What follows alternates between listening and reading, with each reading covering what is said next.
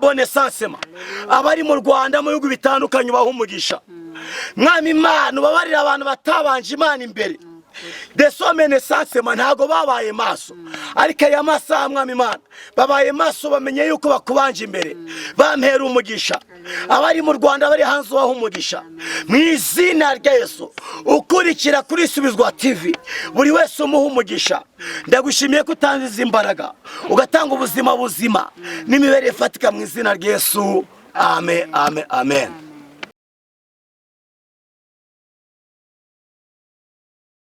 Imana ishimwe, Imana ibahumugisha abakunzi ba Subizwa TV. Amahoro y'Imana bane namwe turabashuje mu izina rya Yesu. Turashaka kuvuga ijambo ry'Imana rifite intego ivuga ngo mbere na mbere Imana. Imana ibahumugisha, reka dusenge Imana mu izina rya Yesu. Imana data wa twese, Imana igira neza, Imana yumva gusenga, Imana ifite imbaraga n'ububasha n'ubushobozi. Mwami Imana dusengeye abantu bagiye kudukurikira bumva ijambo ryawe mu izina rya Yesu bafashe abari mu Rwanda mu bihugu bitandukanye babane nawe mu izina rya Yesu kandi buri muntu wese mwami umuhagakiza gafatika mu izina rya Yesu amen amen. Murakoze Imana ibahumugisha tugiye kuganira ku ijambo ry'Imana.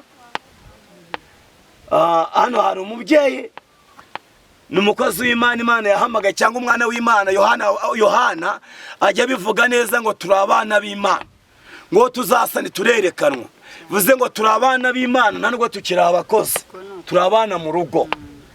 Hari ijambo nabwirije rivuga ngo umwana afite se umwana afite daddy bivuze ngo papa wacu wo mu ijuru agize gute arahari. Rero tugiye kuganira ku ijambo ry'Imana reka nabo basuhuze mu izina rya Yesu. Haleluya ndabasuhuje mwese abadukurikiye kuri Subizwa TV abari mu Rwanda bari hanze bose abari mu Rwanda bari hanze mwese turabashuhuje amen. Arabishimiye kandi nawe arabakunda mu izina rya Yesu amen. Ndifuza yuko tuganira ku ijambo ry'Imana riri mu itangiriro mu gice cya mbere turasoma umurongo wa mbere wonyine. Abadukurikiye tugiye kuganira kuri iri jambo ry'Imana reka dusome mu izina rya Yesu. Soma. Haravuga ngo itangiriro igice cya mbere ku murongo wa mbere. Haravuga ngo mbere na mbere Imana yaremye ijuru n'isi. Mbere na mbere Imana cyane yaremye ijuru n'isi. Yego mbere na mbere Imana ntabwo yaremye umuntu mbere yaremye ijuru. Bivuze ngo mu yandi magambo Imana yaremye ijuru irangire misi. Yego bivuze ngo umuntu yahageze yaje ari uwa kabiri. Yego niyo mpamvu tugomba kumanza iki Imana tugomba kuyibanza iki mu bintu byose imbere. Bivuze ngo mu yandi magambo Imana irashaka ko abantu bayibanza imbere cyane bakayibanza imbere cyane. Je maze iminsi nsenga nasanga turimo turasenga cyangwa ugasanga umuntu Imana imuhaye umugisha nawe ubere maso cyane. Nimba Imana ikuremye uri umukobwa ntubere maso umubiri Imana yaguhaye cyane ngo Imana uyibanze imbere y'umugabo ugasanga ugiye mu bindi ugasanga ugiye gukora ibyaha kandi umubiri wawe wakawurinze n'Imana ukayoboza Imana inzira ukayibanza imbere ikakubakira urugo. Uko ni ukuri ibintu byose dukora tugomba kubanza Imana imbere. Bivuze ngo mu yandi magambo Imana niyo ya mbere cyane ku buzima bw'umukobwa ku buzima bw'umusore cyane. Imana twayibanza imbere. Imana ishimwe cyane. Haleluya. Je nasanze ubuzima bwose amashuri twiga n'abayiga badukurikiye Imana tugomba kwibanza imbere. Imana niyo ya mbere. Udafite Imana nta kintu ufite. Udafite Imana nta cyo ufite cyane. Uze ngo Imana niyo ya mbere. Yego. Akenshi akazi siko ka mbere na mbere iki Imana itanga akazi cyane. Umugabo si wa mbere na mbere iki Imana itanga umugabo cyane. Abana si wa mbere na mbere iki Imana itanga iki abana. Imana ishimwe cyane. Vuga ngo amen. Haleluya. Abadukurikiye kuri Suzwa TV, ugasanga umuntu ariyoboye afashe umwanya wo kujya kuguza amafaranga kuri banki. Yego, Imana ntabwo yibanje imbere. Mukanya kazavuga ngo dusenge Imana ngo yishyure amadeni, cyangwa bakaza kumutereza ibyo. Kandi Imana ntabwo yayibanje imbere. Imana niyo ya mbere. Imana niyo ya mbere. Imana ishimwe. Haleluya. Bivuze ngo mu yandi magambo Imana niyo bagomba kubanza imbere itanga amafaranga cyane rwose. Mbere na mbere Imana yaremye isi n'ijuru. Amen. Umuntu azari uwa kabiri, ariko aya masaha abantu bariyobora, barimo kwiyobora bakajya mu byabo. Ariko iyo ubanje Imana imbere, cya kintu ushaka gukora Imana iragikora, iragushyigikiye ko wayibanje imbere. Bivuze ngo n'uwakurwanya yabarwanyije Imana, kuko Imana wayibanje imbere. Turifuza kugira ngo ababyeyi badukurikiye Imana bayibanze imbere. Mama, ababyeyi bayibanze imbere, ibubakira iki? Ingo zabo. Imana ishimwe cyane. Umukobwa ushaka umugabo abanza Imana iki imbere, itanga iki? Umugabo. Ni Imana itanga umugabo. None se njyewe bijya binsetse, umuntu arifata akishingira. Yego, agafata umwanya akishingira. Yego, nta Mana yabanje imbere, urugo rukaba ruramunaniye, mukanya akaba yaruvuye, umugabo akaba yamutaye. Ntabwo yabanje Imana iki imbere. Bivuze ngo nta Mana yabanje imbere. Yayobowe n'iki? N'umubiri yambaye. Hariya hantu uriya mugisha saa uhombye, amahirwe ya mbere niwe utihaye agaciro. Amahirwe ya mbere bayatakaje. Imana ishimwe cyane. Mbere na mbere Imana. Umuntu ugasanga agiye gukora akazi agasambana ngo bamuha akazi, Imana ntabwo yayibanje yasambanye ngo kugira abone iki akazi. Ubwo mukanya bamwirukane mu kazi, ngo usanga atwaye inda cyangwa arwaye sida, ashwanye na boss we, kuko atabanje Imana iki imbere. Mbere na mbere iki Imana. Umva murako, wowe nkurikiye kuri Suzwa TV, uri mu Rwanda, Imana wayigize ya kabiri. Imana bayigize ya kabiri. None se iyo wishingiye Imana igira ya kangahe? Bantu basigaye biri muri Imana, ubukwe bakimura Imana, kandi Imana niyo ya mbere. Ndifuza yuko udukurikiye kuri Suzwa TV, waba uri umukobwa waba uri umugabo, mbere na mbere iki Imana. Muri korari mbere na mbere iki Imana. Waba umushumba, waba pasiteri, waba umwarimu, waba umudiyakoni, mbere na mbere iki? Mbere na mbere Imana. Ntabwo ari mbere na mbere imodoka, ni mbere na mbere Imana. Imana imanza gucunga imbaraga ufite, ibindi biza nyuma. Ntabwo amafaranga aza mbere y'Imana. Imana niyo itanga amafaranga. Sibyo mama? Cyane rwose. Vuga amen. Amen. Kandi nawe wubatse mbere na mbere iki Imana. Ndabona impeta ku kuboko kwawe. Mbere na mbere wabanje Imana iki? Nabanje Imana imbere. Ivugana nawe iki? Kuzanyubakira. Kizabukorera iki? Ubukwe. Irabukora cyane rwose. Ako ni wasubiza abakunzi basubizwa ko bahereza kavuga ngo niyo yambika impeta. Niyo yonyine ibikora. Yewe we, niyo yambika impeta Imana. Ibikora. Deko tabone sansema. Niyo mpamvu ubuzima budasenga. Bana bafite ikibazo gikomeye. Umuntu acururiza ku miti yo mu bapfumu, nta gihe bimara, nibyo gihe gitoya. Mbere na mbere Imana itanga ubucuruzi. Umuntu ugasanga yubakiye urugo ku miti yo mu bapfumu, rurasenya, ntirumara kabiri.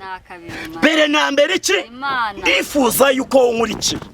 Mbere na mbere Imana itanga umwuka wera. Mbere na mbere Imana itanga urubyaro. Mbere ijambo ry'Imana ryarambwiye ngo ni se w'imfubyi. Yego, ngo ni umugabo wapfakaza. Yego, ngo ni umucamanza. Yego, bivuze ngo mbere na mbere Imana mu rubanza. Uzi yuko iyo usenze Imana ikuburanira urubanza umuntu akurenganya, ukayibanza imbere, abantu barimo barirwanirira, barimo kwirwanirira bakajya mu bindi, ariko niba banze Imana imbere cya kibazo kizakemura. Imana ishimwe cyane. Nabonye Imana ikuza umuntu cyane, je narayibonye ngo amena. Nabonye Imana yambika, nabonye Imana itanga akazi, nabonye Imana ikora ubukwe, wowe wayibanje imbere. Nabonye Imana igukuraho sida, wayibanje imbere. Nayibonye Imana ikurinda gusara, wayibanje imbere. Abantu bakeneye kubanza Imana imbere. Mana ishimwe cyane. Jubanje Imana imbere kubakira urugo, jubanje Imana imbere ikurindira mu kazi. Iyi Mana, ijambo ry'Imana ryarambwiye ngo abakiranutsi bazabeshwaho no kwizera, ngo kandi bazatungwa n'imirimo y'amaboko yabo. None si Imana yaribeshe? None umuntu akirwanirira gasanga arabeshe ngo bamuha akazi, gasanga undi arasambanye ngo bamuha akazi, ntabwo bizamara kabiri. Nta Mana wabanjemo, nushaka kubimenye ko urakavamo. Iyo wabanje Imana imbere, nubwo intambara zaza, Imana irakurwanira kuko wayibanje imbere. Pano ntibaramenya. None se kuba waravutse ukavuga kubw'umugambi w'Imana, si Imana yatumye uvuka? Siyo ya mbere se? Niyo ya mbere. Iyakurinze ukambakamba, siyo ya mbere? Cyane. Iyakurinze ukiri urusobe mu nda ya mama, siyo ya mbere? Iyatumye baguheka mu mugongo, siyo ya mbere? Iyakurinze mu ntambara, siyo ya mbere? Mbere na mbere Imana nitanga amahoro. Mbere na mbere Imana nitanga amazu. Mbere na mbere Imana ifungura ingendo zo hanze. Ndifuza yuko yaba umugabo, yaba umusore, yaba umukobwa, yaba umubyeyi, yaba umwana wakundaniye mbere na mbere Imana. Mana ishimwe cyane. Niyo mpamvu dufata umwanzuro wo kuza kuyereka ibyifuzo byacu, tukayizerera kuri uyu musozi, kugira ngo tuyibanje hehe imbere. Fe ngo amen. Mu gihe abandi baryamye tukayibanza imbere. Fe ngo amen. Mana ishimwe cyane. Mbere na mbere Imana. Iri jambo ry'Imana cyangwa ubuhanuzi ngo hanuriye muri iri jambo, mu gihe udafite Imana ntuzatera imbere. Mu gihe udafite Imana nta mahoro uzagira. N'ibyo uzakora byose biri hejuru y'iri jambo. Mbere na mbere Imana itanga agakiza, mbere na mbere Imana itanga guca bugufi. Niyo umuntu wamuha urukundo rumeze gute, utabanje imbere azaguhinduka, azanakwanga. Mbere na mbere Imana. Ndakwifuriza kongera kwizera Imana kuruta kwizera umuntu. Ijambo ry'Imana ryarambwiye ngo wizera umwana w'umuntu avumwe, kwizera umuntu ntabwo ari Imana. Hari undi muntu wavuze ngo abantu sibo Mana. Yego, Imana niyo ya mbere. Mana ishimwe cyane.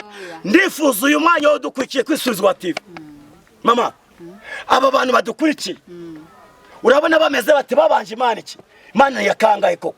Babanje Imana ya kabiri, kandi Imana bakagombye kuyibanza ya mbere. Niba banza Imana ubwa mbere, ibibazo byabo byose bafite bizakemuka. Mana ishimwe cyane. Ndifuza abadukurikiye kwisuzwa TV, tubazanira ijambo rivuga ngo mbere na mbere Imana mu byo ukora byose. Imana ibaha umugisha rero, mukomeze mukurikira ijambo ry'Imana. Imana iri mu ruhande rwacu iracyakora. Ndifuza yuko nuyibanza imbere guhera uyu munsi, ibyo bigiye guhinduka. Nuyibanza imbere uyu munsi, igiye kurwanira urugamba utashobora kurwana. Nuyibanza imbere uyu munsi, igiye gukuraho indwara zananiranye. Nuyibanza imbere uyu munsi, igiye kukwimura aho utuye. Nuyibanza imbere uyu munsi, igiye kukubakira urugo rwawe rukomeye, kuko wayibanje imbere. Nigiye gukora akazi. Murakoze, Imana ibahe umugisha. Abantu bawe Staya bone sansema, abari mu Rwanda mu bihugu bitandukanye baha umugisha. Mwami Imana ubabarira abantu batabanje Imana imbere. Desomene sansema ntago babaye maso, ariko aya masaha Mwami Imana babaye maso, bamenye yuko bakubanje imbere. Bampera umugisha. Abari mu Rwanda bari hanze baha umugisha. Mu izina rya Yesu, ukurikira kuri Subizwa TV, buri wese umuha umugisha. Ndagushimiye ko utangiza imbaraga, ugatanga ubuzima buzima n'imibereho ifatika mu izina rya Yesu. Amen, amen, amen. Mana yanjye wenza kunambaho, Mana yanjye wenza kunambaho, Mana yanjye wenza kunambaho, Mana yanjye wenza kunambaho.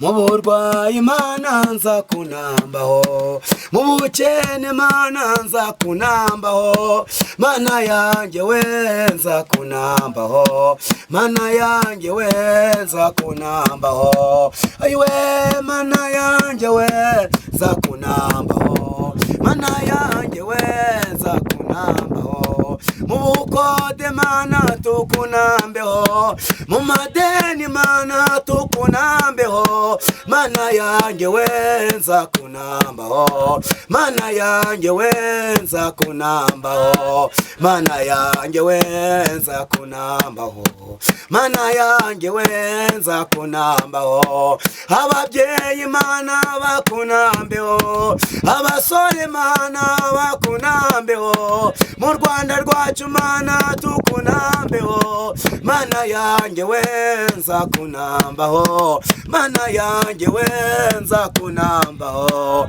mana yanjye wenza kunambaho, mana yanjye wenza kunambaho.